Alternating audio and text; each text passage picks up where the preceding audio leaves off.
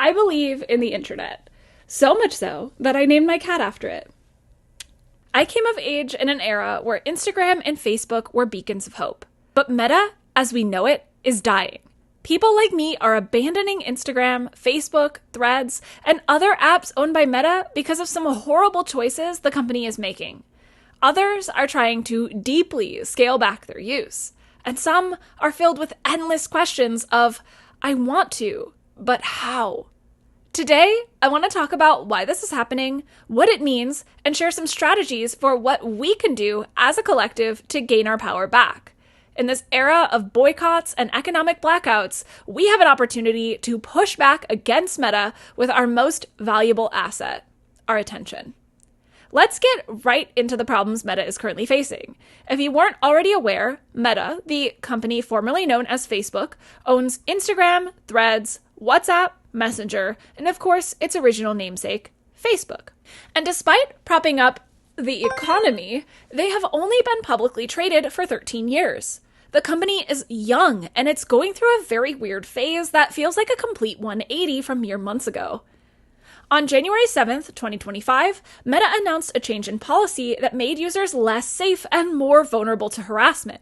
They shared sweeping new changes to the way they moderate content on the platforms. These new, quote, community standards allow for LGBTQIA+ people, immigrants, and other marginalized groups to be discriminated against and harassed on Meta platforms point blank. In some leaked training materials, Meta cites examples of newly permissible speech that are truly abhorrent. There are other statements in this leaked doc that are so bad that if I say them out loud here on YouTube, this video would likely get demonetized. That's how bad they are. That is really saying something. These new standards also explicitly allow for users to call for the exclusion of queer people from professions, public spaces, and society based on sexual orientation or gender identity. These spaces are supposed to be where we are building community and careers online. But now, Meta's apps feel increasingly like a mirror of America's id. The dark past as one long shadow, slowly taking over the conversation and steering it towards rage without resolve. This is having major consequences already. Throughout history, when the rights of one group are undermined or several small groups are threatened, we are all in trouble.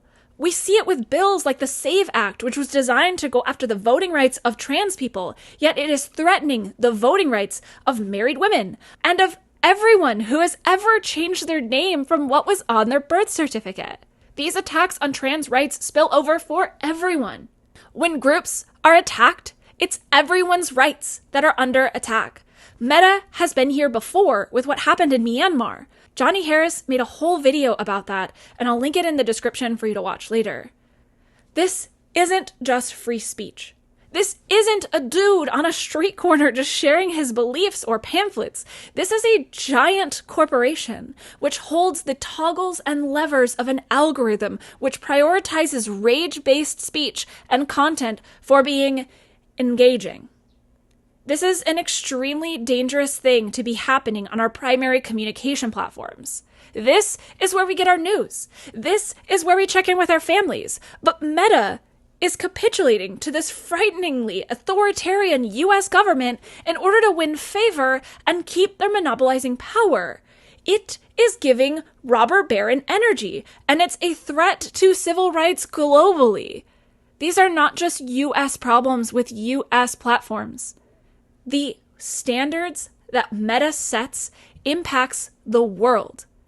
By changing their standards for moderation in this way, they are normalizing hate speech globally and creating a testing ground for taking away the rights of some people and just seeing what happens. The ramifications are already present. Last month in Arizona, a Black woman was harassed in a Walmart bathroom for not looking feminine enough. Basically, if you don't pass as feminine enough, you could be harassed. This is not okay. The direct threats on trans rights open all people up to gender discrimination. And you're probably wondering, okay, Mel, you're very impassioned. Why does this matter to you? Well, I'm directly impacted. I'm queer. I'm non-binary. I actually prefer if people use they, them to describe me, and when my rights are threatened, yours are too. Your freedom is not separate from mine. This is a dangerous precedent. We all have so much to lose. I am genuinely scared and absolutely shaken. I have rewritten this essay at least 4 times and have debated never even sharing it, but I have to speak up. We need to push back as a united economic force before it is too late. Meta is capitulating to the government pendulum swing to the far right as a business decision. Just like the robber barons of the 1890s, they are kissing up in order to avoid regulations and antitrust laws. The case the FTC is bringing against them is challenging their acquisitions of both WhatsApp and Instagram as unlawful monopolization using the Sherman Antitrust Act as its precedent. That is the same act that took on the robber barons of the 1890s and prohibits unfair monopolies. It broke up Standard Oil over a century ago, and this case is set to go to trial on April 14th of 2025. Clearly, this entire move is to curry political favor. Meta has gotten too big, and it only cares about profit and infinite growth. You know what else infinitely grows without control? Cancer. This kind of attitude is a cancer on our society. Taking aim at and treating marginalized people as an acceptable loss is disgusting. We need to fight back. These horrible choices are also coming from a company that I used to trust and count on for a space to connect. I found deep community with other queer folks on there. I found space for us to be ourselves online. These were apps that once used to celebrate and promote the diversity of its users like me. Hell, you can even opt in for a badge to identify as a diverse-owned business on Instagram. I used Instagram to share my art, to find events, to find amazing commission clients, and to allow me to take a shot at the American dream as a full-time artist. But I'm no longer safe to show up there. With my deep well of fear and rage, I want to do something with it. I will not let Meta get in the way of what I am trying to build. That's why I'm making this video. People like me deserve to exist fully, and so do you. I will not perform on or invest my time with any platform where I am not protected against hate speech. That's why I'm here on YouTube. I'm able to protect myself here with the tools that YouTube has given me. I can moderate the safety of my community myself. Not only do you have to choose the videos you watch here, but I'm able to set up exact guardrails I want on my comments. If you say something horrible in my comments, I can simply block you from ever seeing my channel again. It's amazing. Creators deserve protections like this. Unlike Meta, this platform actually protects the well-being of its creators, because these policies acknowledge that we, those of us making videos on the internet, are in fact human and deserve to feel safe online too. I primarily use YouTube to build the audience for the creative retreat center I'm working on called Persistent Bloom. I'm starting to share more about this journey of building this dream through the videos I make. I also share studio and art vlogs about my process and practice as an adventure artist. But I try to make my practice not just accessible, but something you can learn from, because I believe that creativity is a human right. I am an arts educator through and through. Consider subscribing if that sounds rad to you. I also write free themed creative prompts on my newsletter every month, so check it out.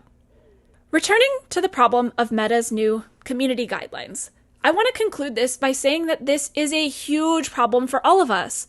Platforms simply shifting in the wind with partisan talking points is very bad, especially when these platforms are primary communication sources for our communities. It feels dangerous to send DMs on Instagram because this giant company has access to all of your conversations. Who you check up on, what you talk about, what your political beliefs are. What are your thoughts on Luigi? Your pregnancy status? Your feelings about billionaires and the shift towards oligarchy? They have that information. They're reading that and feeding that into their algorithms. This is a class war, y'all. And they are letting people attack marginalized groups to distract us, to keep us hooked in, engaged, and enraged. They are supporting an administration that is putting people all around the globe at risk. We are directly at risk under U.S. authoritarianism. Again, going after a few marginalized groups is a test for taking the rights away from all of us. There are always unintended spillovers when laws start encroaching on civil rights, all for the prize of avoiding the classification of being a monopoly. But regardless of the court rulings, Meta does have a monopoly on one major thing: our attention. These apps are designed to keep us locked in and scrolling. I find myself in that position all the time. I hate the feeling of getting sucked into my phone, scrolling aimlessly for hours, neck locked in a downward position, and seeing in that position a 10-second clip of some fresh new horror and feeling angry with no sense of perspective or solution in sight. Sticking around to watch Meta fall towards becoming Twitter, which is a horrifying swamp of misinformation now, is absolutely not a situation I can handle. My fragile mental stamina is already on a crash course to a doom loop, and this isn't good for any of us. So what do? Well, there are two paths ahead of us that allow us to leverage some real power. The first option is to no longer be a daily active user, and the second is leaving Meta. I'll begin with the first option because I think it's more reasonable and realistic for most of us.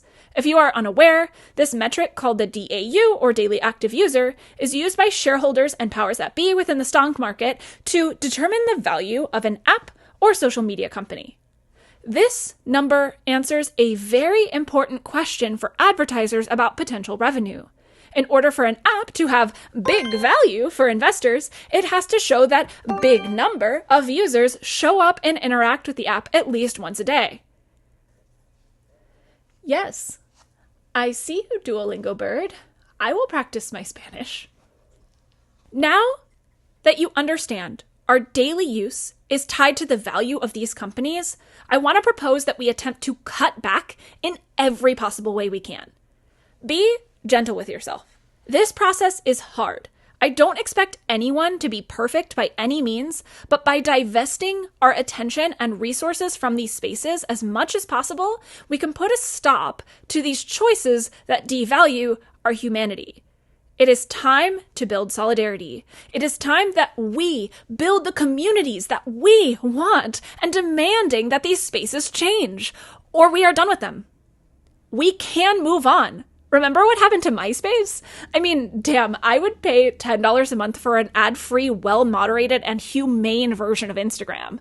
Jerome Lanier was really onto something in 10 Reasons to Delete Your Social Media Accounts right now. But I see you, about to feverishly type in the comments that this won't actually work, and maybe you're right. That's entirely up to us. Consider sharing this video with someone you want to attempt this daily use cutback with. Doing these types of actions or boycotts as a community is where we can build the resilience and solidarity to have real impact. And here's a little nugget of hope to motivate you. Recently, Target chose to renounce their DEI efforts, and in so, the internet called for a boycott. It is already impacting their bottom line. After the boycott, foot traffic in Target stores dropped, down 4% the first week, 8.6% the second week, and 3.9% in the weeks following.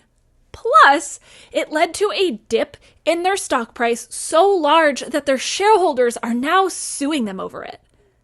And to be honest, I used to love shopping at Target. It was one of my main grocery stores. I went there at least once a month, but I haven't set foot in Target since the boycott. I'm shopping at Costco instead. In this era, we have one lever of power left, and that is our dollar. I don't plan to go to Target until they own up to their hypocritical bullshit on this. They already harmed artists last year with their complete lack of spine, pulling a large swath of their Pride collection after it was already in production at factories, leaving tons of waste in the tracks. Check out the Peach Fuzz Co.'s story about that I will link to down below as well. This whole thing is revealing that corporate solidarity messaging was never going to save us. We have to build solidarity and support change in our immediate communities on a local level in order to fight back. But before you get overwhelmed, I want to share some more hope. Did you know that it only takes 3.5% of people engaging in a nonviolent protest to bring about change? That's right. The goal with this is to just get 3.5% of users to push back and no longer be daily active users. That could force them to change. It isn't that big of a number. We can convince 3.5% of our friends and family to do this, right? We can do this. Earlier, I briefly mentioned robber barons, and I want to go into that a little bit more. I've been deep in research for this essay reading Howard Zinn's People's History of the United States, which if you haven't read it, I cannot recommend it enough, but it is dark. In chapter 11 of the book, Robber Barons and Rebels, Zinn shares a history of the robber barons. In the late 1890s, the leaders of large corporate conglomerates like Rockefeller and Carnegie were, quote, building empires, choking out competition, maintaining high prices, keeping wages low, and using government subsidies, end quote. Zinn also documents the ways in which corporations used the 14th Amendment and the Supreme Court to have rights as people, eventually setting the precedent that led to the 2010 Citizens United ruling that has effectively broken American politics by allowing unlimited money to flow into it. That is why our government is so broken. It is run by the corporate oligarchy. That is something all working class people can agree on. Things that we take for granted, like the 8-hour workday or 40-hour work week, and things like bans on child labor, were hard won by labor unions during this time. Zinn documents their struggles of being gruesome and sobering, with demonstrations and strikes from these unions often ending in violence, where the robber barons were calling in the military on their own workforce. History reminds us that we have been in positions like this before, and the shred of optimism in reading that history is that those incredibly rich and powerful men were defeated through public outcry and unionization. It is time for us to use the powers of our labor and solidarity to become a union of users, choosing to use these apps less. We can become a union of users that say enough is enough. We do not accept these terms and conditions. We can become a union of users that demands social media and an internet that is by us and for us. Meta is not infallible. Hell, they have only been a publicly traded company for 13 years. Imagine, if they were a human person, they could just now, only just now, sign up for their own apps. They need us using these apps to sell ads and keep their company profitable. We do have the power. We can stop being daily active users, and that is going to have a direct impact on their bottom line. But that idea is not going to be easy at all. If you post anything on Meta, you're seen by Meta as a creator. As creators, we need to stick together because they are scraping your data and mine to train their AI models that will profit off of, never pay us, and make bots to replace us. But my deep distrust and dislike of all things generative AI and agents, like Meta's very helpful business tool, Mr. Toilet, is going to have to be the topic of another video. What I am calling for here is a collective attempt at a union of users, a union of creators. And I want to recognize that this path isn't going to be easy. Not using these apps or even using them less is hard. I was addicted to Instagram, but just because you are reliant on these apps or truly enjoy them doesn't mean this process of putting pressure on Meta isn't worth pursuing. Quite the opposite. If you're relating to this idea and getting excited, great. Check out the link in the description with a quick list of things you and your friends can do to use Meta less. Of course, you can also just share this video with a friend and start a text conversation about it. Plan dinner hangouts or video calls to talk about how you're going to do it and start setting intentions to connect off-platform. Here are some questions that can help you start. What would it mean for me to delete this app from my phone and only use it on a computer? What would it mean for me to set strict limits or rules around these apps that force me to use them less? How can I reward myself for using these apps less? Is there something I would rather be doing that I have been avoiding by using these apps? There was also a fun call out by John Oliver, who I absolutely have immense respect for and thought it was so cool that we were thinking about the same things. His suggestion was to mess around with your advertiser settings as an act of rebellion. Do this too. Link on how to do that in the description as well. The other option we all have is the one I chose. I left. But I am not here to make a silly high horse argument from a perspective that isn't realistic for most people. I want to go back someday. I have connections with people that I knowingly will lose touch with by leaving. I will experience real financial consequences for my business by shutting things down completely, so my profiles are still up, letting people know I'm not there, but I'm open for business. I am not calling for people to delete their profiles for good. If you can do this and you want to download all your data and leave for good, awesome. But no, your particular version of this is going to be unique for you, and here's how it's been for me. On January 18th, 2025, I posted a few stories and an image stating I was taking a meta break. In reality, that break feels so good, I don't want to go back at all. The first week I deleted these apps off my phone and restricted my use on my computer, I had one of the most creative weeks of my adult life. I found myself clear-headed, excited, and ready to make wonderful new things to share with the world. I also made space for casual, chill creativity through hobbies I have no intention of monetizing. It was a week of play. I grew up on social media. In 2006, I was on MySpace making real friends with my favorite bands. I made an account on Facebook in 2008 and used that as my primary platform to build relationships in my local art community. I joined Instagram in 2012 and hoped, naively, it would be the place where I could bypass galleries and the art world to connect my art with real people. I have been steeped in the Kool-Aid of Meta's internet for a long time. After growing up working class and then going to art school, the hot dumpster fire combo of high art language and elitist art world expectations choked out my creativity. Yet I always saw Facebook and Instagram as an essential and clear alternative space. I didn't realize, though, that these spaces have always been clouding my judgment and making me conform to the platform expectations. Setting myself free made me feel like an unleashed dog in a giant field of grass, and I have the creative Zoomies now. Here's the thing. I want you to experience the magic of the creative Zoomies. So here's some practical advice if you want to leave. When you stop using Meta apps, you'll find yourself wanting to reach for something. I suggest anything you could do with your hands. Pick up a fidget toy, bubble wrap, silly putty, or my favorite, knitting. I cannot stop knitting. Let yourself fidget. You'll need some sort of replacement for constantly moving your thumb up and down. I knit this entire balaclava in the time that I've been away. In 2 months. Wild, right? If you still feel drawn to your phone, replace the old Meta app location with something you'd rather be doing. Something like a library book app such as Libby or a language learning app. Something to give your brain good, intentional human inputs. Do you want an algorithm-free social space? Try Discord. You can join the one I run for free about persistently blooming in your creativity. I have a whole video planned on how to use Discord and why it's my favorite place to build real community on the internet. And if you have questions or troubles with it, leave a comment down below and I'll answer them in that next video. Next, I want you to consider how you played with materials as a kid. Were you super into crayons, coloring books, a tiny piano, Play-Doh, an Etch-a-Sketch? Do a bit of reflecting on that and think about your favorite ways to create from back then.